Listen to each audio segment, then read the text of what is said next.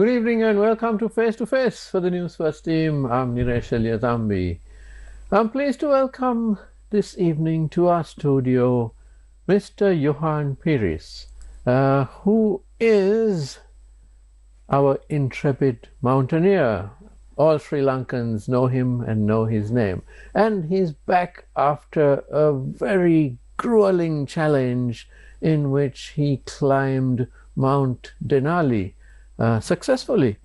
And Mount Denali is, of course, the tallest mountain in North America. It's in Alaska, to be precise. And this is part of his 7 Summits Challenge. And this challenge is to climb the tallest mountains in all 7 continents. And incredibly, Mount Denali was his 6th, so he has just 1 more to go. And to talk about all of this. Well, it's June the 17th, 7:35 in the evening. Very proud moment, not just for me, but the whole of Sri Lanka. Sri Lankan flag flies high, the highest point of North American continent. Once again, creating history, and it's just not for me, for the whole nation, so that we're people of resilience. Sri Lanka, Sareva. Welcome to Johann, and it's nice to see you back in one piece, because this was a very dangerous and grueling climb up this mountain, and when I heard that you had such a tough time, it was I guess all our hearts skipped a beat, because you sit here in our studio as if it's a walk in the park, and it is not. So tell us about Mount Denali and all the incredible challenges that you underwent. Yes, it was one of the most challenging out of the 7. Yes, I have climbed all 7. I haven't summited one of them still. And Denali has been one of the most challenging. I've been there twice before. I've attempted it twice. Both times I got up to high camp. Last year I was stuck there for 6 days at high camp with bad weather and we had to come down.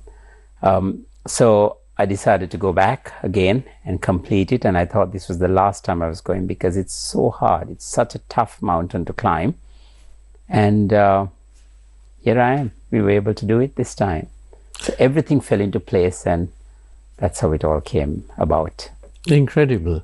But this season on Mount Denali has been very tragic. I understand that there have been several deaths.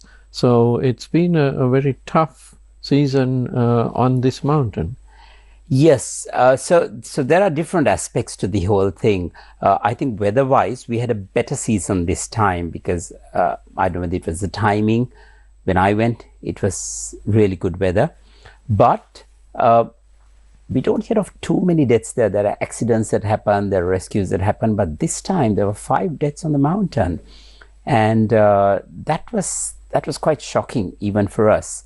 4 of them happened just before I got there, while I was already in the US. I think it was here on the news as well. They had announced it here, and then I kept getting calls saying, did you hear that there are 4 deaths on the mountain? And then while we were there, one of the rangers who's very familiar with the whole terrain and with the whole area, who's there to support all the climbers, also fell into a crevice. So it just goes to show how dangerous it is, and how dangerous it can be for anyone, for that matter. And she fell right in 80 feet down, and that was the end. Yeah, so it's terrible. So it's so it has been challenging. This season has been challenging. Absolutely. Yeah. So tell us, now you reached the summit on the 17th of June. Yes. But you only arrived back in Sri Lanka a few days ago. Now, what was it like, the whole climb, during which you had massive fall yourself, and you've actually suffered frostbite on several fingers. Yes. So it was very tough. But take us through this ascent. Yeah, so the process why this mountain is so challenging is because we have absolutely no support. So even on Everest, I keep saying, I think I mentioned it once before, also saying that this is even harder than, or it's more challenging than Everest. And the reason for that being one is, of course, the weather, because it's very unpredictable. There are so many different weather patterns that affect the mountain there. But along with that, it's also the whole challenge of actually climbing the mountain, which has no support system. Yeah, we have two guides for the team. We had a team of 6, and we had 2 guides, and we have to do everything ourselves. So we are carrying 50 to 60 kilos up the mountain, each one of us, and that's the challenge. So you've got to take your stuff, then you've got to sort of take them up. You're actually climbing the mountain twice over the mountain, because you have to take your stuff, you have to cache it, then come down, camp, and then take your camp and move there again, then take the cache and move the cache up. So when I say cache, it means all the food, our provisions, everything else that we need for the mountain higher up.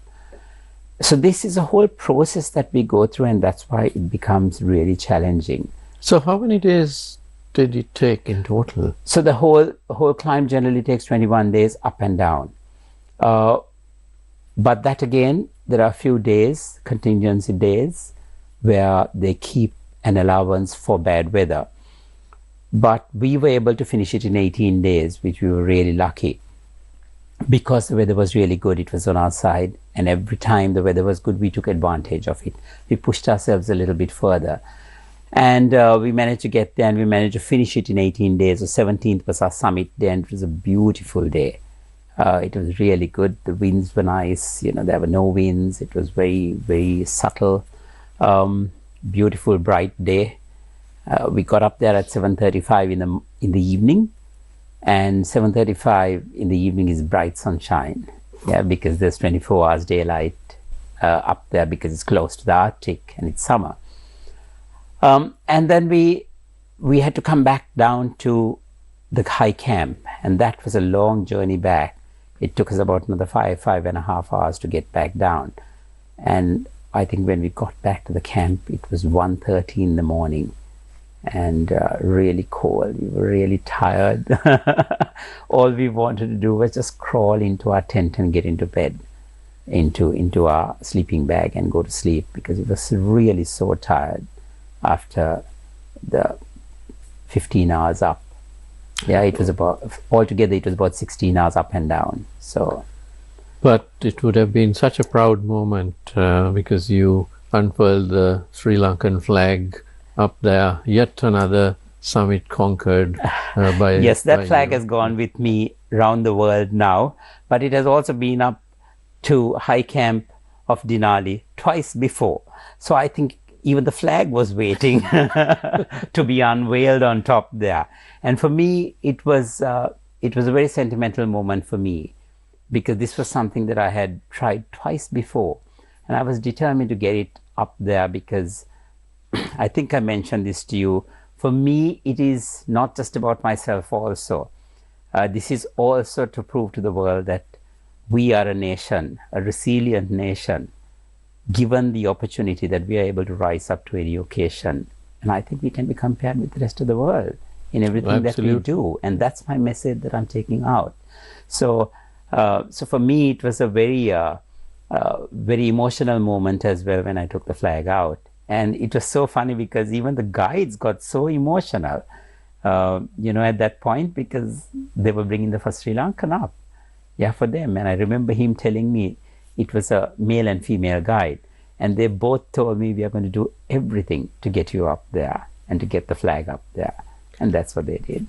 Absolutely. And Johann, you are certainly the epitome of resilience, because I was reading the World Bank report on Sri Lanka recently in the last few days, and the word resilience is there, and you certainly are, the meaning of that word, because I think last year you tried to climb Denali right, and yes. also Aconcagua in South America, and you tried 3 at one stretch, Mount Vinson in That's right. Antarctica. Yes. You managed to summit Vinson, but the other 2 you Yes. barely, just couldn't get up to Yeah, the summit. actually, And when correct, you yeah. came back, I asked you the question, when are you going back? Because you are such a resilient person.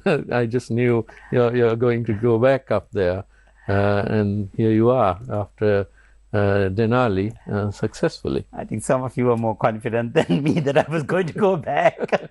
At that point, I didn't know that I was going back, but I think you all encouraged me. Everybody else encouraged me, and it was something that I wanted to do.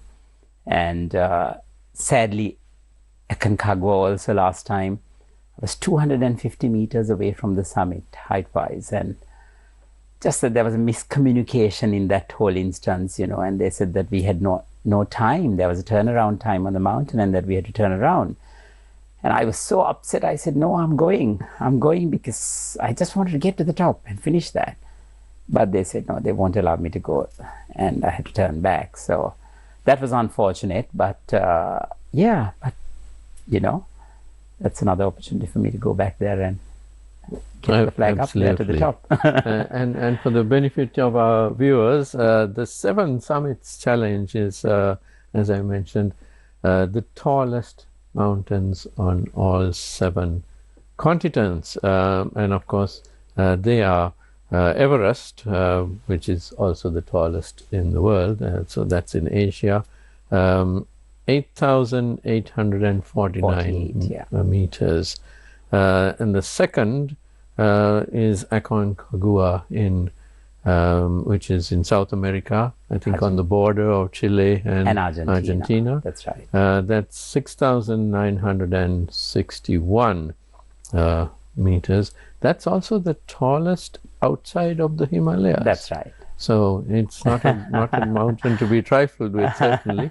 And then you have Mount Denali, which you just summited, 6,190 meters. And then you have Mount Kilimanjaro in Africa, 5,895 meters. And then in Europe, in Russia, you have Mount Elbrus, 5,642. And then in Antarctica, Mount Vinson, which is 4,892 meters, but it's in Antarctica, which is one of the most difficult icy continents.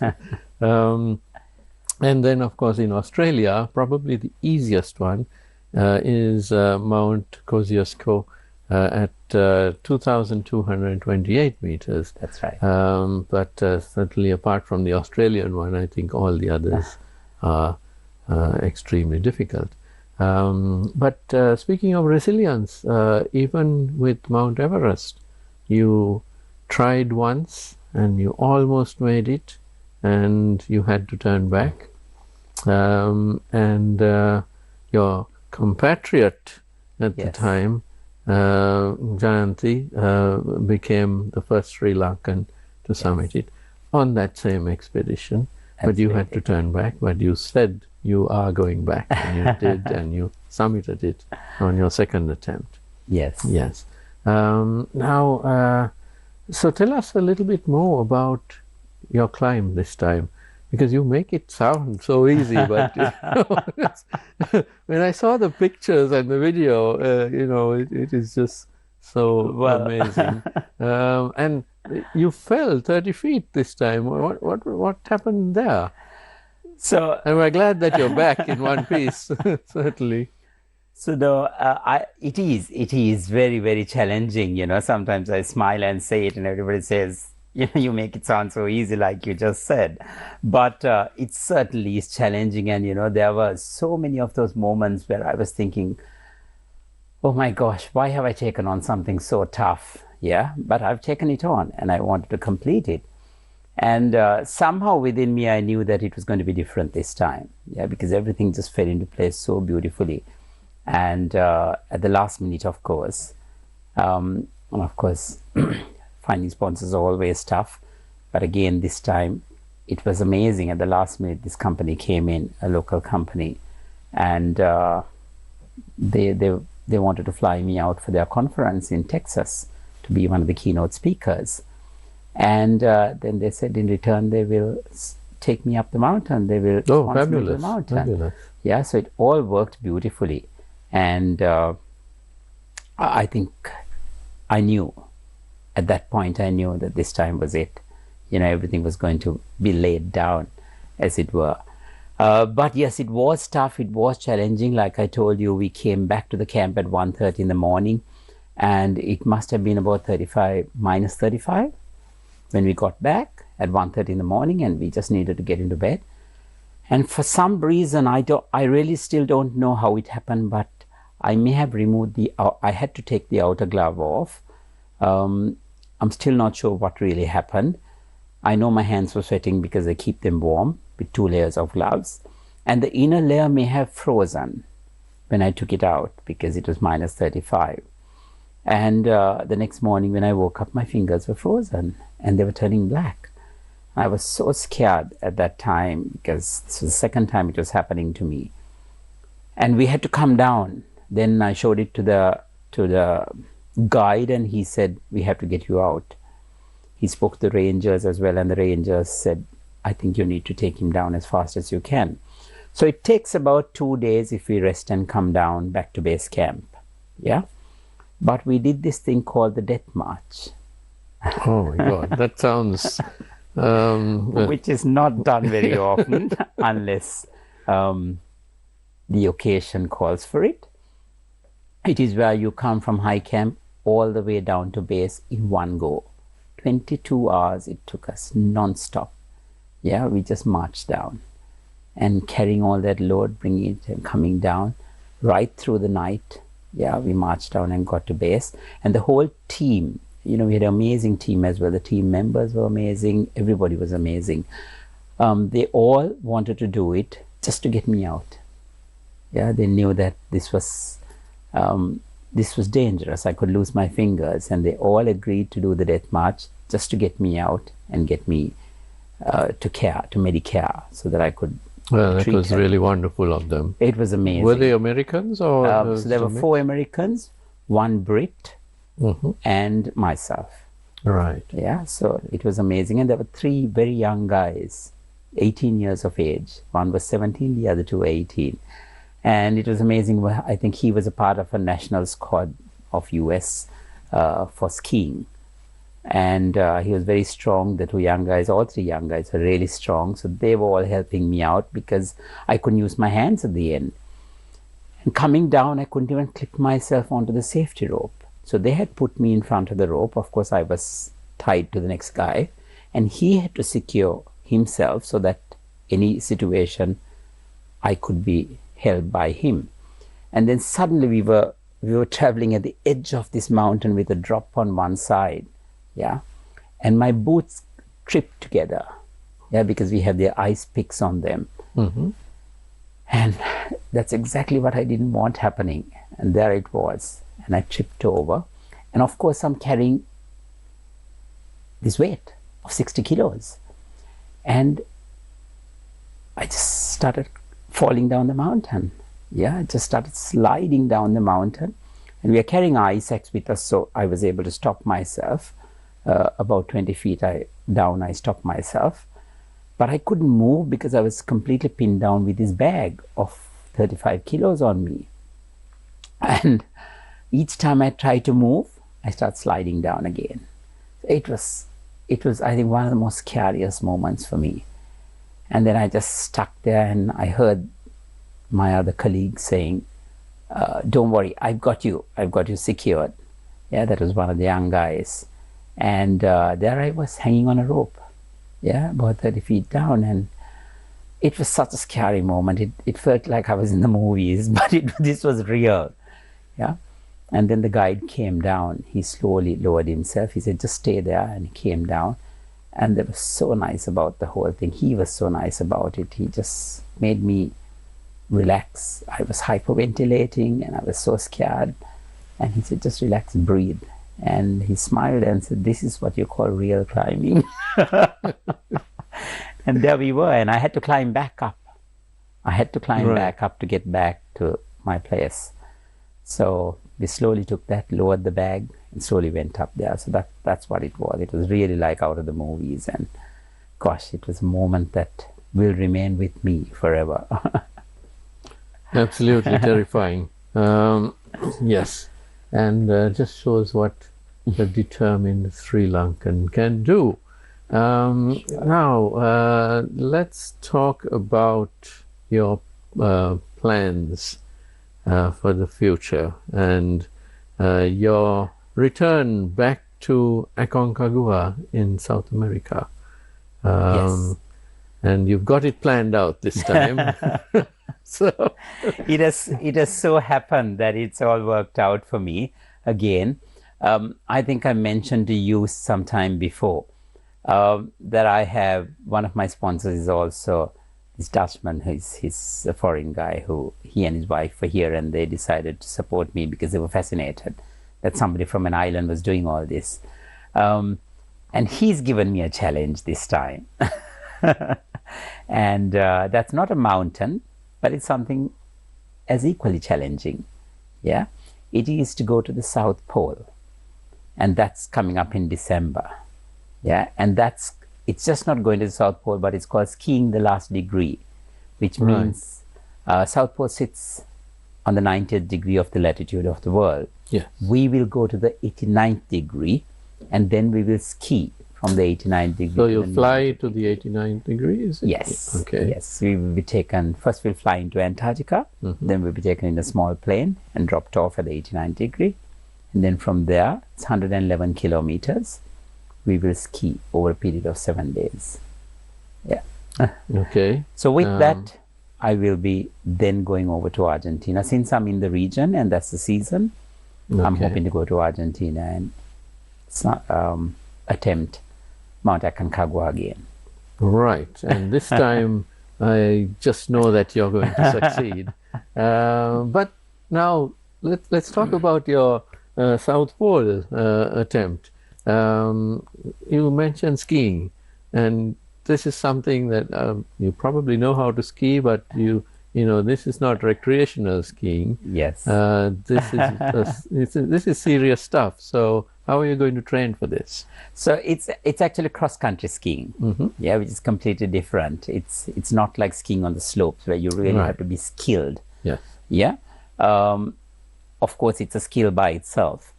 And I'll be going to Norway in October. Okay. Yeah, and I'll be meeting the whole team there. So he has arranged for the whole team to meet there, including our guide. Right. He's also got this amazing guide. His name is Vincent. He holds the world record for the fastest timing across the polar regions. Yeah, in the world. Wow. Yeah, even in the South Pole. He's got the fastest timing into the South Pole. Yeah, and he has got him on board.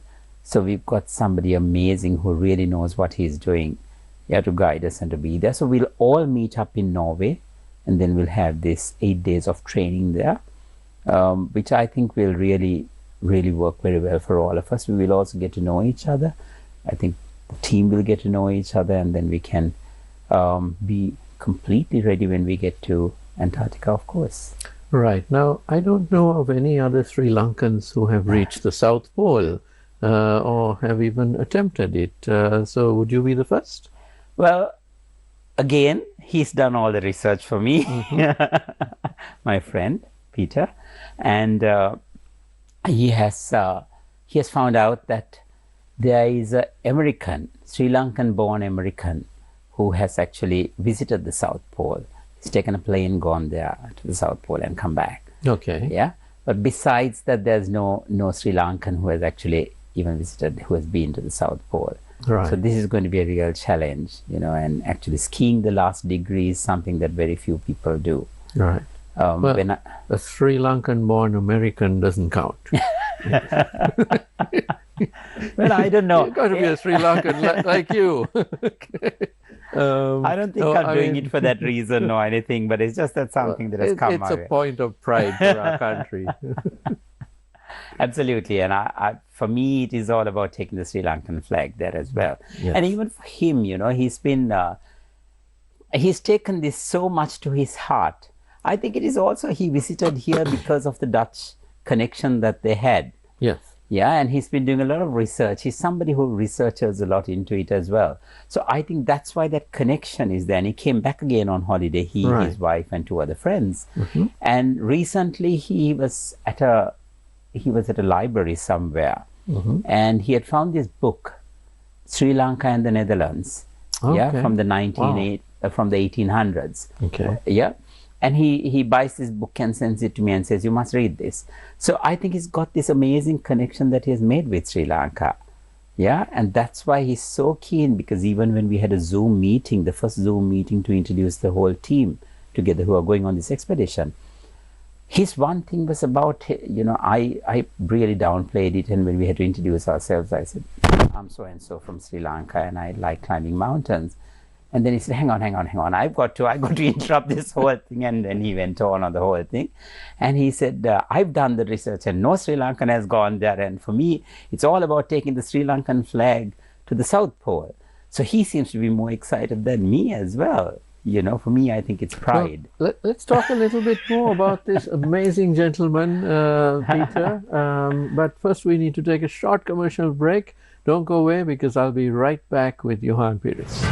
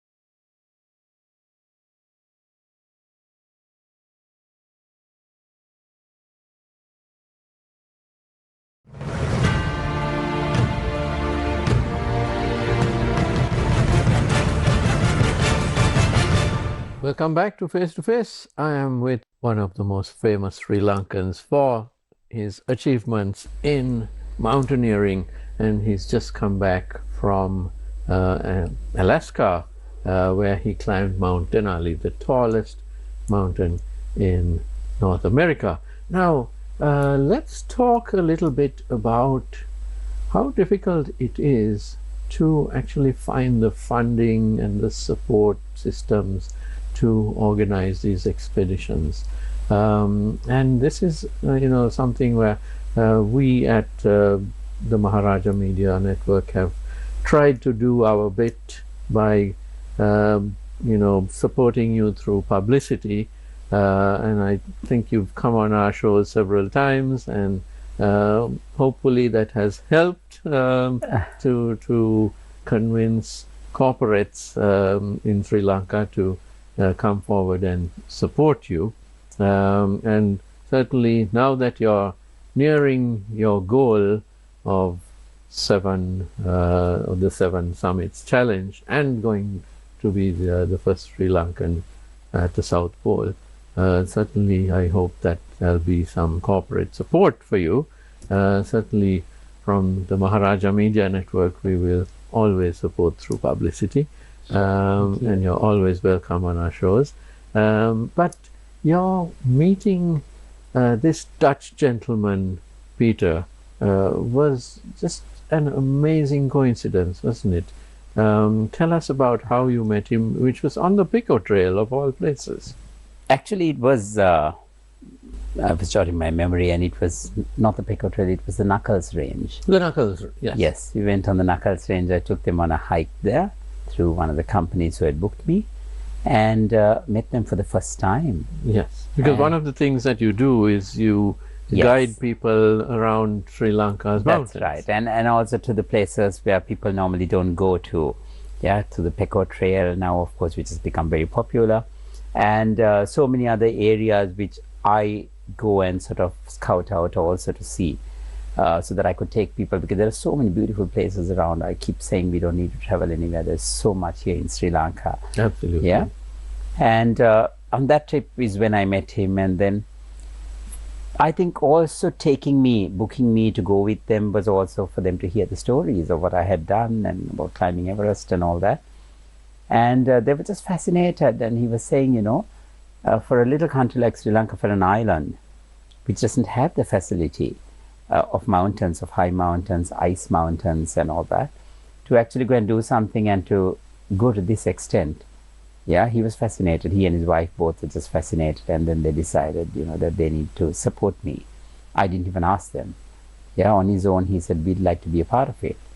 And he did support me, and then sort of, I think we got to know each other really well. We built up that kind of relationship. And he's just supported me through with the last 3 climbs. And then after that, when I told him that I had now climbed everything, even though I hadn't summited 2 of them, I climbed everything, and I laughed and I told him, Peter, I'm going to retire. That's when he told me, no, I have one more challenge for you. And he gave me the challenge of the South Pole. And that was just amazing, because it's not something that I could do on my own. It's very expensive. And it has been challenging finding the sponsors and doing it here. But I must say, like you said, I think because of all the media coverage that you guys have made, the support that you all have been giving me and everybody else has been giving me, there have been corporates that have believed in me. And I just like to thank all of them who have just believed in me to take this forward. Even this Mount Denali was just something, I don't know whether I'm allowed to mention the name. I would love to mention the name, because they were really supportive. WSO too. They are the ones who flew me in for the conference and decided to sponsor me. And it's been really good, but also it's been hard because times are hard. Globally, there are financial difficulties and financial sort of, restraints. So it has been very difficult to find sponsorship and to get people to understand. But since I think I'm coming to the end, there has been a little more support. And I'm hoping that for Aconcagua, the last one to go, that I will have the support so that we can finish off with a bang. Yeah, and that I will have the support as I have from the corporates and everybody else. Absolutely. I'm sure that our Sri Lankan corporates will come forward and support you. And I'm pretty sure that after you finish the South Pole Challenge and the Seven Summits Challenge, there'll be more news from you. I just don't see you sort of retiring. And I told somebody that I was going to retire and they laughed.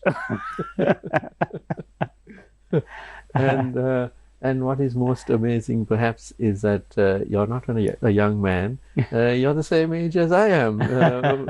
57 now, is it? Yes. Yes. So the stamina, the determination, and and I think it's also a message to everyone, not just to our age, but even the young people, because I feel that they're missing out a lot. Yeah, nowadays, because of everything else, the sort of the social media and everything else, the electronic game systems that they have, the young kids and all that are so engrossed in this that they don't get the chance of actually going and experiencing the outside world. They don't get to see what nature is like. And I have had so many parents calling me and asking me, can't you take our kids on a hike? And actually, I'm trying to do that for this vacation in the next 2 months, just to take some kids out there, for them to go out, for them to see, to be one with nature, and do something a little bit different, for them. And we have so much that we can offer here in Sri Lanka. So I think that's what I'm trying to do, to take people out there and really show them what's out there. Absolutely. And to appreciate it. There's no country which is more beautiful than Sri Lanka, in my opinion. I would definitely second that. and you've been to places like Antarctica and Mount Everest and so on. So you've certainly seen how harsh some regions of the world are. Absolutely. And Sri Lanka is absolute paradise. Sure. For sure. It's just amazing, there is so much still for us to discover here. And, even ecotourism and, things like that. Adventure tourism is something that we can really move forward. And I think we were trying to talk to the tourism board also about really promoting that in a big way. And I think it has picked up a lot in Sri Lanka. There are so many companies that are trying to expand in that area. Of adventure tourism, and I think that's absolutely great. So I'm also trying to see as much as I can all the time. I'm trying to go look for new places. Even just before I left, I was in Mondragala, I was in Ampara, and I was fascinated that there is so much that we can to offer there, to discover, and so much more that we can give out there to the world. Absolutely. And it's a pity that more young people aren't getting out there and achieving, don't you think? Yes, and I think that's what I'm really trying to push for. In fact, I'm also trying to work. I've been trying from last year to work with the Ministry of Education to try and see whether I can go out to the schools, motivate the kids, and do that as a part of my service that I can give back. To really motivate the kids to go out there and also about living their dream. And really pushing forward, not giving up. That's something a message that I'm really trying to take out. Their message of resilience, of determination, of something that they really want to fulfill their dreams. So let's see where it'll go. I hope that after I complete the 7, that I will have more opportunities to go out there and help the kids, help the younger generation to really discover and look at our nation and Sri Lanka differently and portray it out to the world. Absolutely. And one thing our young people need is role models. For too long, the role models were politicians in luxury vehicles, and those are all the wrong role models. And now, hopefully, we are getting back on track by locking up most of our politicians, I think. But we need role models like yourself, and sportsmen and women, and actors, actresses, and people like that. And of course, the people who achieve through learning. Those who are, professors and engineers Sure. and so on. Yes. Yeah. So, but when someone like you achieves something so fabulous, I think, you're certainly pushing the boundaries for all of us. Yes, thank you. That is saying a lot, but yes, that's the message I'm trying to take out as well. Right. That there are no limits. Yeah, Absolutely. you set your goal, and you work towards it, and anything is achievable. Yeah. Absolutely. Now, you mentioned the flag, the lion flag, which our national flag, which you have carried up Mount Inali 3 times. Is this the same flag that you keep taking, or have you had to replace No, it? it is the same flag that I have taken around the world, and that is very, very precious to me. Yeah, because it is the same flag that has gone to the 7 corners of the world, and it's still there with me. So I think So it's been on Everest, it's been on... it's been right around the whole world on all the 7 continents. So I think that is a real treasure for me. Yeah, and I think to everybody who wants to see it or whatever, it's just not about a flag. It's something that has gone through the journey with me and been there, a part of my journey. So it's very, very dear and precious to me. Amazing, amazing. Now, you're doing all this while you're running a business as well. Yes. Tell us about the business, because you do have to live. so Yes. you've got your business, which is quite successful. Yes, I run, I'm a hairdresser by profession and a stylist. So I run my salons. I have 2 salons here, and I have 3 salons in Australia. And it's under the name Cutting Station. And it has been there now, it's been over 25 years. Yeah, I started off, of course, with my guru, who was Ramani Fernando, and then learned everything from her. And I set up my brand after that, the Cutting Station. But your first salon was here in Sri Lanka. Yes, yes. The other ones were only about 10 years ago that I moved to Australia. I had one in the UK, but we had to close a partnership salon in the UK, but we had to close it due to COVID. But yes, we've established this salon here, and I still run the salon. I physically work in the salon as well, 24/7. Even today I've been working, even with my fingers. But I think it is a question that is always asked by everyone. How do you make the time? How do you do this? How do you work? How do you run your business? And then how do you do what you do? And I always tell people that it's all in the mind. If we want to do something, if we want to achieve something, we set our minds on it, and you can easily do it. We as human beings, I think, have the tendency to make excuses. And for me, it's always the opposite. I always say no excuses. If you want to do it, you can do it, right? And you don't make excuses. You have to make certain sacrifices for it. Yeah, and that's what's important. Like for me, training every day is a must. Otherwise, I won't be able to do what I'm doing. Yeah, and I don't make excuses. I can't say I had a late night the night before.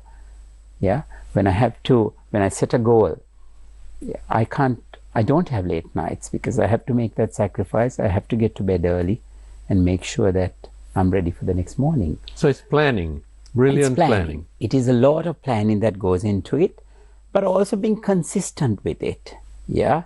And like I said, we always tend to make excuses and say, oh, I'll do this tomorrow. But sometimes tomorrow never comes, So in that sense. So I think the main thing is don't make excuses. Just keep your focus on your goal. That's what I keep saying. Absolutely. That's what I have taught myself. Right. So, and we're almost out of time, unfortunately, but just to expand on this point, when you say no excuses and you need to plan things out, now being physically fit is, of course, the precondition to what you do. Otherwise you can't go mountaineering. So what kind of physical fitness regimen are you following how do you maintain this fitness? I also work with some of the trainers as well, who also do a bit of research to see what areas I need to develop, to do this kind of sport activity that I'm doing. And along with that, I also tend to do a lot, but I have a routine that I follow, and it's a morning routine. Very often it's a morning routine, but very often when the time draws near, then I have to train morning and evening both. And there are different types of exercise that we do. So I really work on certain areas that I have to, for instance, breathing is something that I really have to do. So I try to do swimming. I try to swim so that it helps the lungs. I do a lot of cardio. I run in the mornings. I do that. Then I go to the gym because I need to build up strength. So it's a combination of different variations that we have to follow. And I try to keep it all condensed and work on each one of those individually. Right, because you're doing everything from carrying loads of 50, 60 kilos. So that is also something that I train. Yes. I carry backpacks with rice bags in it, and I go up the mountains here.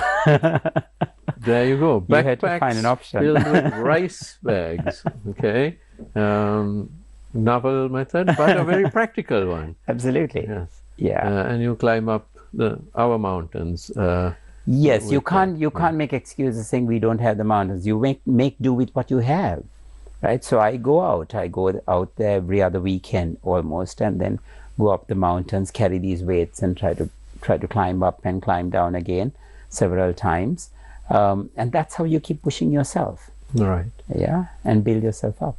Absolutely. And now you'll be doing some practice on skiing as well. Yes. So quite a lot that you're doing, but it's all about being determined. Absolutely. It's about being determined, keeping your focus, keeping your goal in mind, and moving forward. Amazing. And would you like to end with an inspiring message to all Sri Lankans, especially the youngsters, now that you've achieved yet another milestone? So my message to everyone is just believe in yourself, believe in what you dream of, and remember that if you are determined enough, with the strength, courage, and determination, you can always succeed. You can go towards your goal, move towards your goal, and don't let anything bring you down. And apart from individuals, would that also be your message to the nation as a whole? To the nation, yes. We have been a resilient nation. We have been through so much. And what I'm doing is also a message that I'm carrying to the rest of the world, to show the world that we are resilient people. And, like I said earlier, given the opportunity, we are able to rise up to any occasion. And that's what I'm trying to do myself for the nation. So when I take the flag, it's just not about me. It is about the whole nation, carrying the whole nation, significantly putting them on top there, around the world, to say that we can be in par with anyone else. Absolutely. Certainly words that all Sri Lankans should take to heart. So my guest tonight has been Johann Peries, who is, of course, our intrepid and highly successful mountaineer, and we wish him all the very best later on this year when he takes on the South Pole and, of course, Mount Aconcagua in South America to complete the 7 Summits Challenge. And thank you very much to you at home for watching, and I'll catch you next time with the next episode. And of course we will see more of Johann, hopefully before he goes on his next trip. Have a good evening.